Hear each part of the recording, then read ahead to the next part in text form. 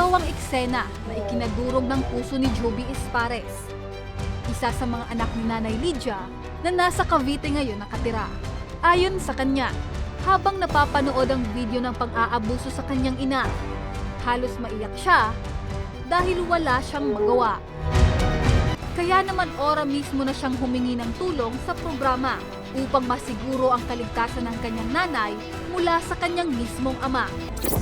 Kinabukasan, tinahak namin ang barangay Pinamalatikan.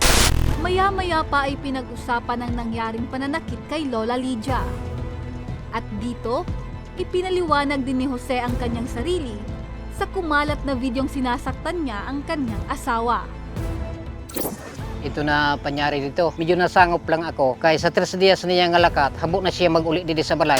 Upang maiwasang maulit pa ang nangyaring pananakit kay Lola Lydia, desidido si Joby na maiuwi sa Cavite ang ina. Nalipay man ako na nakakabi ako, gimuligan ako sa tabang oras mismo kahit para makabakasyon aning sa mamay dito. Isa-isa nang inayos ni Tatay Jose ang mga dadalhin na gamit ni Lola Lydia papuntang Cavite.